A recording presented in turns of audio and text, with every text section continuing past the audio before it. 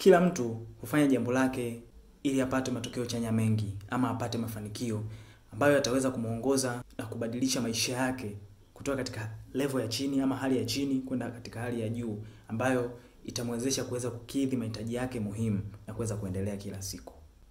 Katika maisha, kila jambo tunalofanya ama kazi tunayoifanya tunategemea matokeo chanya mengi kuliko matokeo hasi. Sasa ipo kodi ambayo leo nataka ni share na wewe. Kodi hii inaitwa USA. Inaundwa na maneno matatu. Neno la kwanza ni understanding ambayo inawakilishwa na herufi U. Neno la pili ni speed ambayo inawakilishwa na herufi S. Na neno la tatu ni accuracy ambayo inawakilishwa na herufi A ama herufi A. Understanding maana yake ni uelewa wa jumla wa hilo jambo ambalo unataka kulifanya. Maana yangu hapo ni kwamba unatakiwa uelewe madhara na faida hilo jambo. Yaani mwishowe yatatokea madhara gani ama athari gani ambazo zitatokea katika hilo jambo. Ambazo hizo athari zinaweza zikaathiri mfumo mzima wa maisha yako au zikaathiri pia jamii nzima na watu wanaokuzunguka.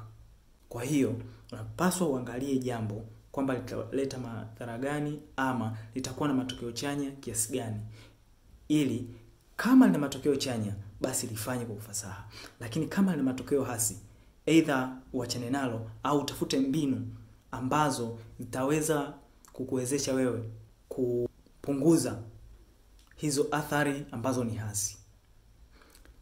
Lakini tukienda kwenye S ambayo ni speed. Speed, hakikisha unafanya mambo yako kwa speed ambayo inatakiwa. Yaani uendane na muda au uwe mbele ya muda, lakini usiwe nyuma ya muda. Maana yake ukiwa nyuma ya muda utatoa product ama utatoa matokeo ambayo hayaendani na kitu ambacho unakifanya. Maana yake yatakuwa chini ya thamani yako ambayo umetarajia.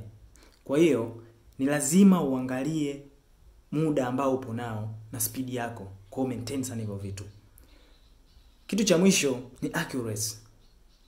Maana yake hakikisha kitu unachokifanya kinakuwa na usahihi. Maana yake accuracy ni usahihi. Hakikisha kitu unachokifanya ama kazi unayoifanya unaifanya kwa usahihi. Yaani kila jambo hakikisha unakuwa na usahihi wa vitendo kwa kila jambo ambalo unalifanya. Na baada ya hapo ufanye kitu ambacho yaani wewe mwenyewe utajishukuru baadaye kwa hicho kitu. Yaani fanya kazi kama vile hautafanya tena. Ukipata fursa itumie vizuri kama vile hautoipata tena. Ili kusudi ukifeli iwe ni bahati mbaya, ila usifeli kwa kupanga. Hiyo itakusaidia wewe katika kila jambo lako lolote utakalolifanya kuwa na matokeo ambayo ni mazuri na matokeo ambayo ni chanya yatakayokuwezesha wewe kuishi vizuri katika maisha yako. Asante sana.